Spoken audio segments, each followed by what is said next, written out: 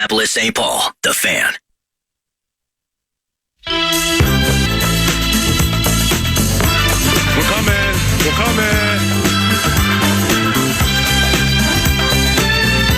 right, let's see what happens here. Hey, Dustin Morse, Vice President, Communications and Content for the Minnesota Twins, in the clubhouse. It's old school, best school, Paul Allen. Did we get you at a bad time? You got me in the perfect little 5-6 minute window between the manager's many duties this morning. So, I got a few minutes. He's knocking out his radio show with Corey Provis and waiting for the ESPN radio crew to step into his office and get a breakdown. So, what's going on? Yeah, this is Dustin. We've known each other for multiple decades. He's in like his 17th or 18th season with the Twins, 21st in Major League Baseball, and he's in the clubhouse, man. And 4 hours from now, another life changer. It's Game 3, and you travel with this team. You're around this team. You set up things. You deny things. I mean, just your job is wide ranging. But this time of the year, I wanted to call you like this. Not necessarily to talk to somebody, like a player or whatever. If that happens, cool. If it doesn't, that's fine too. Simply to get you to breathe, man. Because since we've been texting yesterday and then this morning and stuff, I just feel from afar like you need the Love Covenant guide to learning how to take a deep breath and breathe, because you got so much on your plate right now. Yeah, that's great advice. In fact, we're telling each other that quite a bit. There's a lot of moving parts to the postseason and the baseball postseason with travel and when and where you might play. You got to stay a couple steps ahead too. Just in my role, the planning part with who's going into the interview rooms and what time the Fox guys are coming in, the ESPN guys are coming in. You just have to be very, very organized. Of course, if there's clinch situations, you have to organize all that with the media. So yeah, there's pockets where you can sit back and enjoy. That was yesterday. We had a workout day, pretty relaxed day here at Target Field. Today it's a banging morning. We try to get things hammered up, here 11 o'clock hour, noon, and then things kind of get locked in towards intros. You get the guys ready and lined up about 2:40 today. They'll hit the line, and the festivities will begin. It's a packed house, 2 PA. I mean, I'm telling you, it's going to be 40,000 screaming fans. If they show up like they did for the wild card round, it's going to be a rocking place, and it's going to be the place to be today. So, I had the president on to start the show, and Dave and I have known each other even longer than you and I have known each other. And, David was there working in the pro shop when they won the World Series in 91, and then his career took off. And you've been, after the Padres, man, you at Morse Code via Twitter if you want to learn more about Dustin, at Morse Code. But, in the years you've been there, it's been we haven't won a playoff game since. So, I was thinking about you in the Gosman game when they closed on that game, listening to the crowd from afar, and just thinking for everybody who's been there just right around 17 or 18 years, just how amazing that must have felt to finally get over that hump. Oh gosh, I appreciate the acknowledgement. I mean, it's a horrible thing to be a part of, but yeah, I was personally 0-18 in the postseason and never really experienced the big win until that wild card, that Blue Jays win. And when you get one, it's like an addiction, man. You want more. You want to keep doing this. And that first one was just that moment where it's like, all right, we can do this. This team's different. It's kind of that we believe slogan we're using. And I'll tell you, Carlos Correa and others in this clubhouse that have been through a long ride, Christian Vasquez, Michael Taylor, they've won World Series. They say it's just the beginning, It's like we're just getting started. So you get pretty motivated by those guys, the calming factor that those veterans are. And I'll tell you that the mix of young guys, too, it's like they don't really know anything about that history. They just, Eddie Julian just steps to the plate and gets knocks. He's not real worried about what we've done in the past, Matt Wallner and Royce Lewis. Royce Lewis has got ice in his veins. He's just out there having fun and loves the spotlight. So, you feed off these guys, and as a longtime staffer, it's just like, yeah, turn the page, forget about all those years. Other than it was good, it was a good run. Good Twins baseball in the regular season. It was just a tough run in the postseason, and we snapped that and looking forward now. Bro, and being bandwagon guy, jumping on it when it's going 75 miles per hour, I just really love that. I just know, but I don't know exactly all the details. We can talk about the Gosman situation some other day, but it's Rocco and the gang are winning the intel battle. And they're just, it's not, it's like Correa spending Hey, PA, speaking of intel battle, like with the weapons we have now in the bullpen and different guys with different arms, a guy you need to talk to who just came up here and kind of gave me a little half hug here, pretty awesome fellow, Chris Paddack, who's throwing a hundo out of the bullpen. Let me throw him on. You just got to say hi to him. Bro, give him a little PA mojo. I'm going to throw Patty on. Wow. Hey, Paul, how's it going? What's up, man? Paul Allen, KFAN Radio. Chris, it's a pleasure meeting you. Back to your Padres days, like when Munoz was coming out of the pen and, he just, I'm watching a game and they're playing in Florida and like, here's Andres Munoz and like, you were just starting and stuff. And then when they got you, it's just a pleasure talking to you because I can just guess from afar just what you've been through just to get to this moment to have an opportunity maybe to pitch in a game, but that's not how it was supposed to be. But it seems like you've handled it beautifully, man. And I got a lot of respect for people like that. Yeah, I appreciate it. It's been a crazy 16 months, to say the least. But, the beginning of the year, having something, a goal set in mind that this team could be something special and, just keeping that in the back of my head each and every day to get back with these group of guys. And then obviously the success we had in September and being able to clinch and being a small part of that and then going into playoffs and now being able to suit up with the boys. It's been pretty special. You can't, something you can't really write up right. In my situation. So I'm very, very blessed to obviously not have any setbacks from this beginning journey of 16 months of my second Tommy John. But, man, there's been a lot of emotion the past 3 or 4 weeks for me. And I'm just very, very blessed, like I said earlier, to be a part of this special group that we have and just be a small part of the piece out of the bullpen. Amen. We got a lot of good arms out there. Amen with that, man. And you're one of them. And why is your nickname the Sheriff? Funny is, my minor league career, on my start day, I was been a starter my whole career, including, high school days.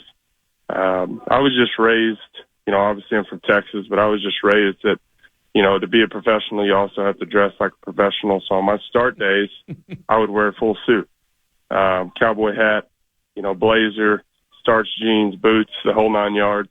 And that kind of carried over to the big leagues. And having some success in my rookie year, I believe, helped that. But, San Diego fans started calling me the Sheriff, and it's stuck ever since. So I love it. So being from down Austin way, the 10-gallon hats or the or the hats that you'll wear, which are beautiful. I mean, that's en vogue in Austin or Texas or whatever. But for me, being a horse racing guy for the last 30 years and seeing a lot of cowboys in my time, I got to ask you the follow-up. To go along, does the Sheriff, to go along with the cool hats, do you have the cool belt buckles? Absolutely. Like I said, I try and represent Texas as much as I can. That's kind of how I grew up, was, the ranch life. I wouldn't say I'm no cowboy by any means, because those guys are on a whole nother level with what they do for a living. But I would say I definitely enjoy the outdoors and representing the state of Texas, and enjoy hunting, fishing, messing with my cows back home on my ranch, that type of stuff. But I wouldn't say I'm no cowboy by any means. Those guys are on a whole nother level. Well, it's fantastic meeting you, man, and look forward to chatting with you either personally or on the radio again somewhere down the road. Best of luck, stay healthy, and maybe your team can lasso a win today against Houston and open up 2-1, all right? Yes, sir. Nice to meet you, Paul. Thank you so much. You too. Can you give the phone back to Dustin, right, please? Yes, sir. Thank you. Hey. I love you, and that's the only way to put it, all right? Yeah, that was good. I got to run here with the ESPN crew, but I thought, Patty, let's introduce him to the... That's terrific. Can't wait to chat with them again. I got Plouffe around the corner, so appreciate you, Dustin. Best of luck to the squad today, and I'll text you after the game, all right? Thanks, PA. Have a great day. See you, bud. Dustin Morse with the Minnesota Twins. Trevor Plouffe, former Twin, around the corner to discuss potentially Chris Paddack and what's going on today with the Twins and Gray against Javier. That's coming up around the corner. But first, we got that cash thing. The Fan, along with two men in a junk truck, they want to put you in a spot to potentially win $1,000 with the National Cash Contest. Put $1,000 in your hand potentially by going to KFAN.com, entering the keyword cash. You might win $1,000. Get that cash with the key. PA on the Fan. This is exactly what Carlos Correa is brought here to do these things. These are pretty extraordinary things, but this is why we wanted him. This is why we brought him in, and he's doing exactly what he's done before. It's not the first time he's done things like this, so he's not finished yet. Rocco Baldelli, the manager, talking about playoff immortality. Carlos Correa, 63 RBI. I mean, when you're cracking Derek Jeter numbers, then you know that you're onto something, and we welcome you back to 9 to noon. Joining us now is Trevor Plouffe, and the former Twin is at Coach Trev via Twitter, and he just got done with his Talking Baseball work and stuff like that, at Talking Baseball on social media if you want to watch and or learn about that. But Trevor, we just heard from the manager, who in essence is a coach. Coach Trev, what's behind your Twitter handle, Coach Trev? The handle is actually just my name, at Trevor Plouffe, but Coach Trev is a nickname. Oh. Well, first, Coach is just a common thing that you can call almost anybody, and most ball players grew up calling each other coach. Just a thing. So I had Cole Tucker, who is with the Pirates, with the Rockies, now engaged to Vanessa Hudgens. How about that? He was over at my house one day, and he just called me Coach Trev. Yeah, and I was like, I love that, and it stuck. No, my man, I got it. I mean, in the business, we call it old people problem. Somebody who still has AOL, does not have Venmo, can't put together an invoice online or get a W-9 signed online. Yeah, I mean, it's at Trevor Plouffe, but I saw the Coach Trev part, and I was just intrigued by it. What, generally speaking, Coach Trev at Trevor Plouffe, what excites you about the game later today? You're an elite baseball mind. Just stream your consciousness. That for as much momentum as the Twins have bringing it back to Target Field, this is going to be a tough few games for the Twins. I mean, the Astros have just been there, done that. So I think the challenge in front of them is so appealing to me as a Twins fan. I think that this team is better constructed than almost any team I've seen in recent Twins history. To go on a postseason run, I mean, they kind of have every little thing that you need to have. And around the game of baseball this year, PA, you see teams that can kind of do it all. They're the teams that won a bunch of games, or the teams that are having success.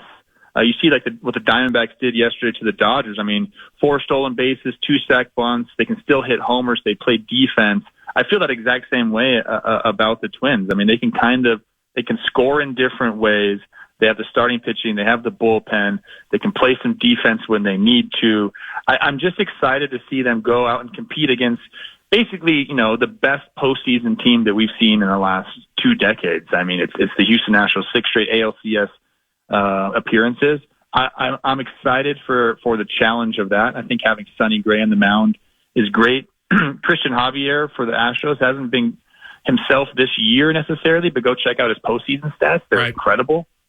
So I think it's the challenge, man. And and the other thing that gets me fired up, and this is for the fans of Minnesota, you have national media now talking about the atmosphere at Target Field being raucous and a game changer. And that gets me so fired up because I don't think they've had that for quite some time. And now, because of what they showed in the wild card, the fans are a part of the game. You're hearing the players talk about it. I can't wait to see what that atmosphere is like. Love you went down that road because, and this is with all due respect to some of the Twins teams that were good with whom you played, and really back to, when they won their last playoff game in 03 or 04. But the team has identity, and it's not forced identity by somebody really trying too hard to become identity. Carlos Correa with that playoff equity, that's identity and it's working. The 1-2 punch of Lopez and Gray is as good as anybody has in Major League Baseball right now in this situation.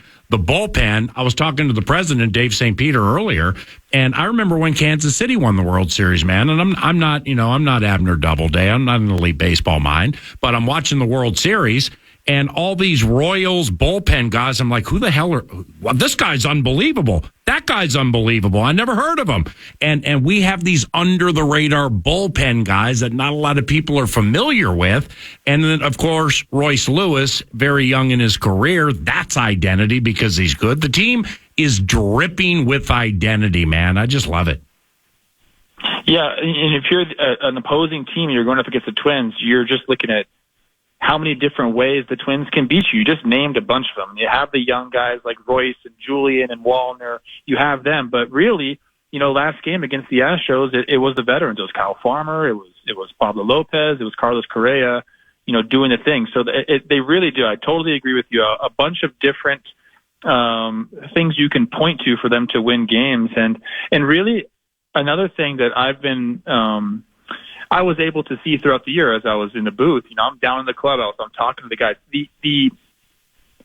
You can always tell what the vibe is in clubhouses. Like, do they really believe in themselves as an elite team in baseball?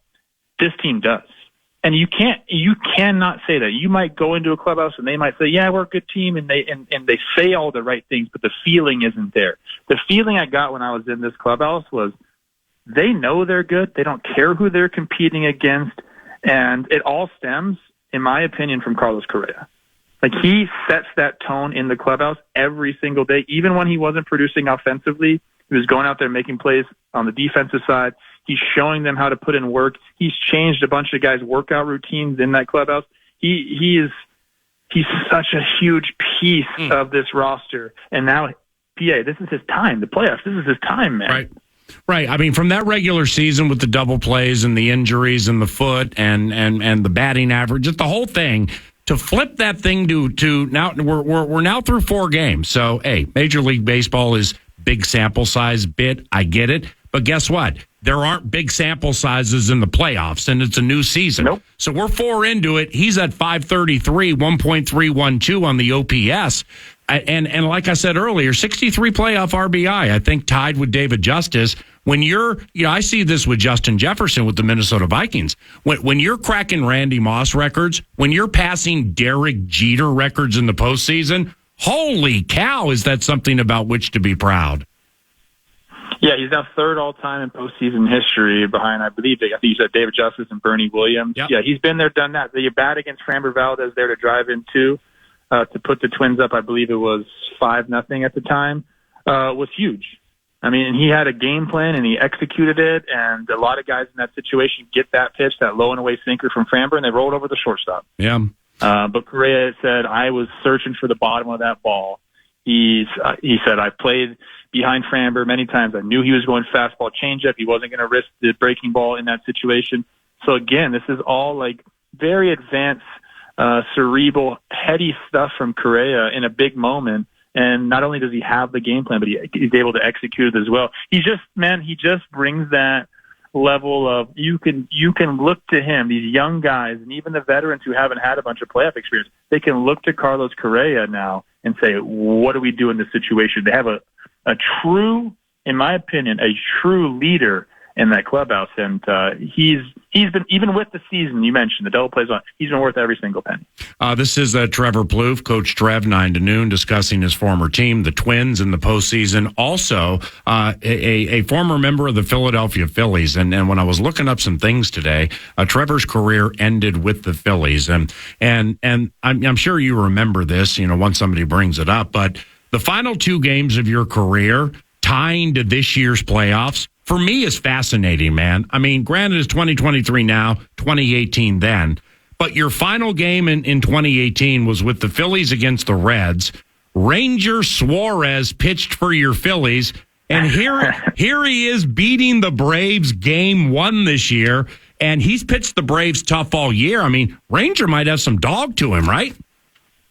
No, he does, man, and I got to spend a bunch of time with him, down in the minor leagues as well before we were both up that year. The Phillies to me are, I hate to say this on a Minnesota radio station, I have the Phillies winning the World Series. I think that's just kind of their year. they lost last year and they have all that. They lost to the Astros in the World Series last year. They have all that pent up and they want to get back. And that's just the feeling that I have. That clubhouse is as tight as any clubhouse I've ever been a part of. And a lot of those guys are still there. Yeah. And the guys that they brought in after I was gone, like a Trey Turner, only added to, what they have there. So, they're an incredible team. I have it right now as a Twins, Philly, World Series. You can call it the Trevor Plouffe World Series if you want. But no, they're so fun to watch. They had a tough game last night. The Braves showed up, which they should. I mean, the Braves are one of the best teams that's been constructed in the last 2 decades. I mean, when you get compared to the 1927 Yankees as an offense, you're able to do things like they did last night. That's going to be one hell of a series too. Right, and yeah, they did show up after not getting a hit through 6 innings, and Zach Wheeler seriously was going Cy Young on the whole thing with those strikeouts. And tough loss for Philly, man. I mean, Austin Riley steals the show with the 2-run shot and smart backup of a ball that skipped by Albies to double up Bryce Harper. I mean, you can't teach clutch, and Riley's been very up and down this year, but nevertheless, he came through big time last night.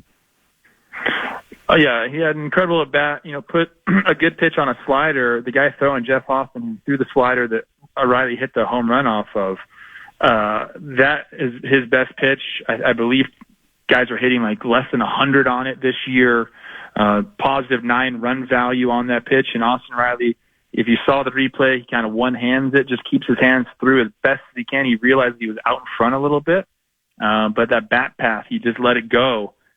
And yeah, he took the game over, man. An incredible play there at the end to get Harper. I don't know what Harper was really doing on the base pass right there. That was tough for them. But it really, you got to give credit to the Braves. Michael Harris making the play, and then Austin Riley, Jeter-esque backup right there to end the game. You can't ask for anything more than that as a Rays fan. Well, I mean, when Correa had Polanco's bat against the Jays, that was Jeter-esque. That final play to Gun Pena, that was Jeter-esque. I mean, again, when you're starting to do things to get in that conversation, man, big things have been on the horizon for him, but could be on the horizon for the Minnesota Twins. And like I said, your final 2 games in 2018, man, we talked about the last game. How about this? The second to last game of your career, Aaron Nola pitched. All right, he's going to go game 3 this year for the Phillies.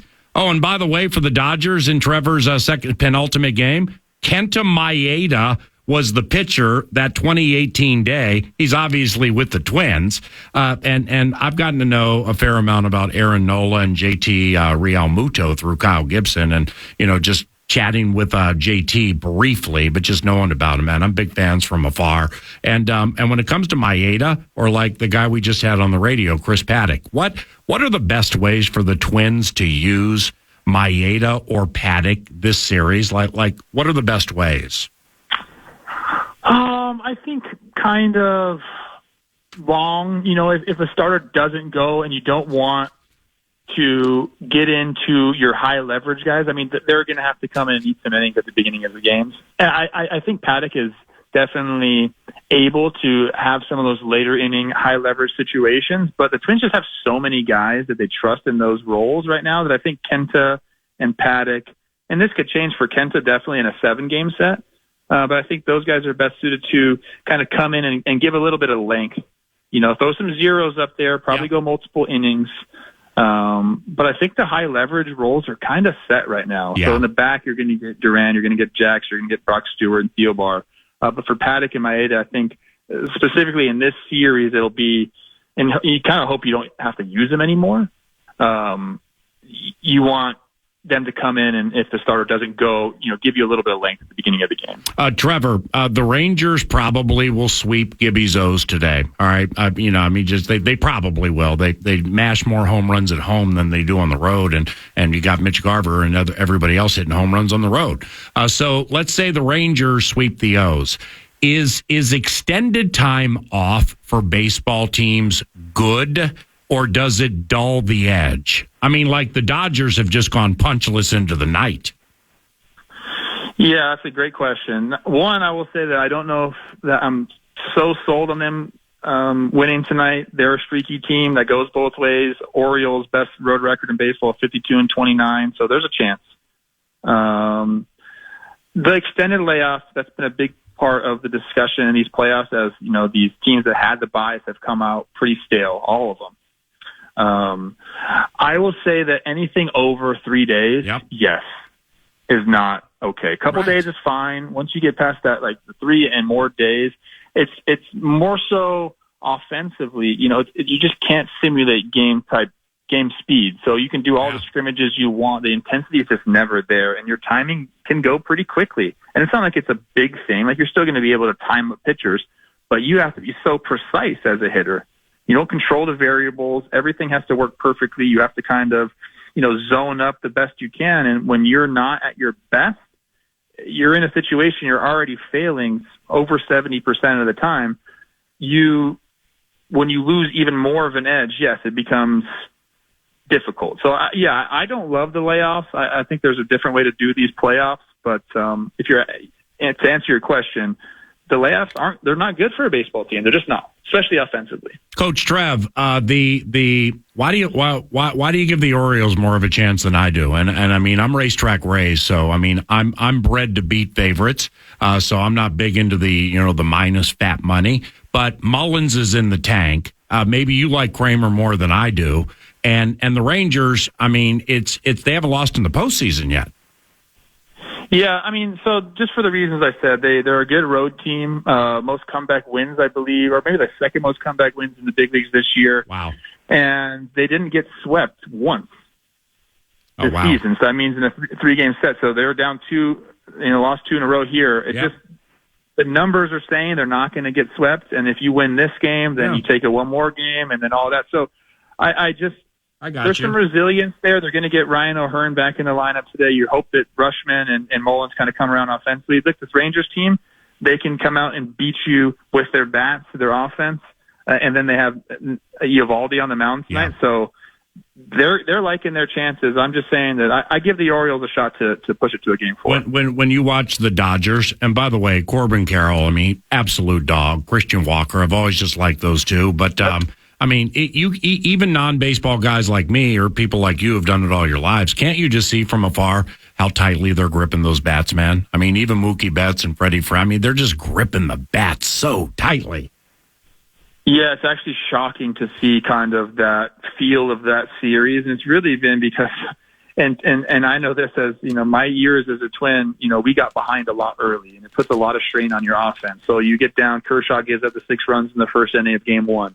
Bobby Miller last night, he's a rookie.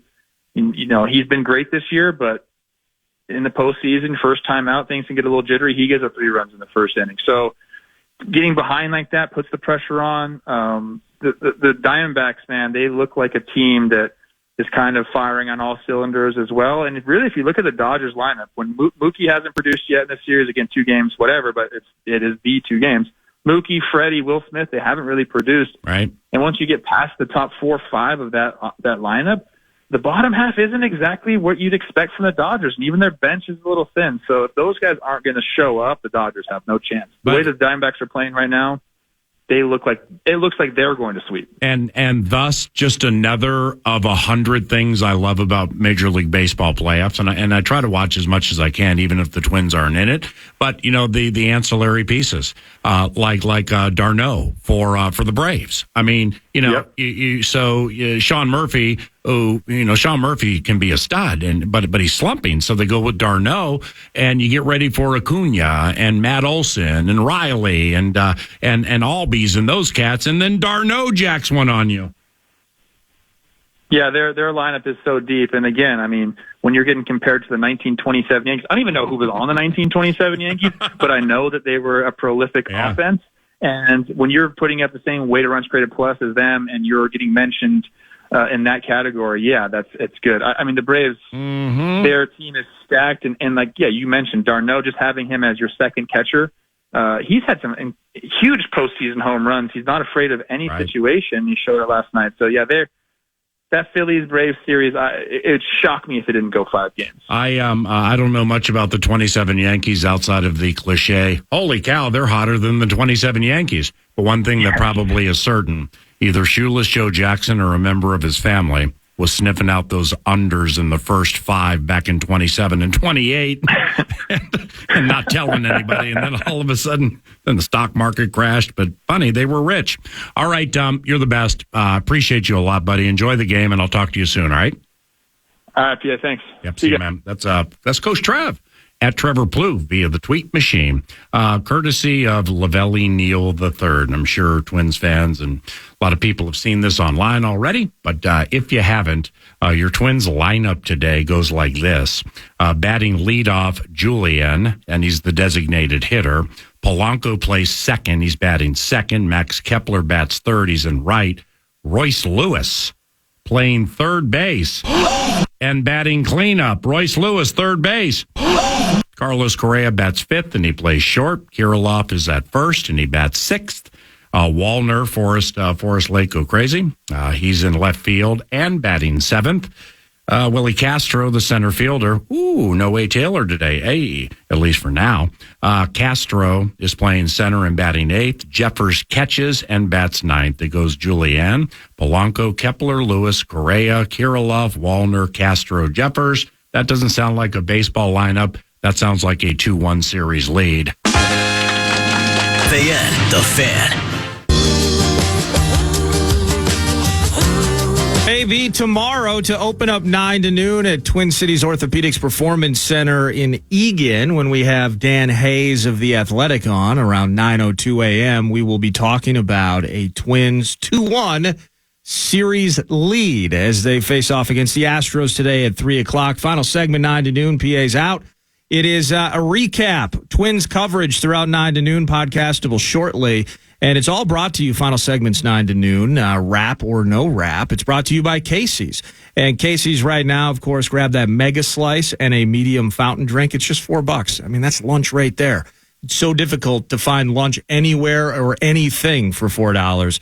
You can get it at Casey's. They're the absolute best. The pizza's amazing. Casey's here for good. But recapping 9 to noon in Twins coverage, advance of Game 3, first pitch shortly after 3 p.m. this afternoon. Lavelli Neal III, StarTribune.com, Star Tribune columnist. He was in studio. Here he is talking about Jorge Polanco. Oh, that switch hitting ability is a plus in the postseason. Polanco does have a history of making some fantastic fielding flubs in the postseason. He did it in 2020 against the Astros, and then in Game 1 when he ran in and didn't make the play on that slow roller that Correa cleaned up for him magnificently. Oh yeah, But I've always been pro Jorge, right. Especially at the plate because he doesn't get cheated on a swing. Yeah, he generally takes good at bats, and at second base he's reliable. If Rocco's right and Royce Lewis could play third base before the series is over and put Polanco at second, that's probably their best defense. Yeah, and Lavelle's going to be right today because Rocco was right or accurate or truthful in it. Royce Lewis back at third base today. That puts Polanco at second and Polanco at the plate. They're loading up on lefties, so I assume that switch hitting ability is going to play a factor in today's game against Christian Javier. Dave St. Peter, Twins president, kicked off the show today. Here he is talking about having the construction of our pitching in the playoffs as a team, Lopez into Sonny Gray. Well, this team was constructed, PA, with those two guys in mind to not just help win a postseason spot or a Central Division title, but frankly to win in October. And to this point, that's what they've done. Sonny Gray's been really, really good. I don't think there's any doubt that he is going to be a finalist for the Cy Young in the American League. I think we're going to have two of the top five in that race. And we're going to need Sonny to be good today. He's pitched well in this ballpark. His record does not indicate how well he's pitched. He hasn't historically gotten probably the run support, but I like him in this environment and in this moment. And he's as competitive as anybody we have in our clubhouse. And I know he's going to thrive off of the setting. Sunny day for Sonny Gray. And if you jump back to the 11 a.m. hour, Twins Clubhouse Cold Call. We love doing it during the regular season. VP of Communications, Dustin Morse, actually answers the phone, believe it or not, and hands it off to a player. We've talked to Pablo Lopez a few times this year. Today we got to chat with Chris Paddack, who chatted here about the comeback, the journey, the last 16 months post his second Tommy John surgery, now being a part of the mix and an option for the Twins pitching staff in October. It's been a crazy 16 months, to say the least, but At the beginning of the year, having something, a goal set in mind that this team could be something special, and just keeping that in the back of my head each and every day to get back with these group of guys, and then obviously the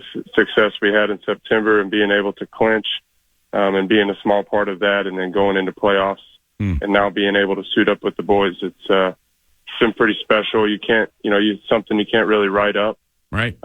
In my situation. So I'm very, very blessed to obviously not have any setbacks from this beginning journey of 16 months of my second Tommy John. But, yeah, man, there's been a lot of emotion the past 3 or 4 weeks for me.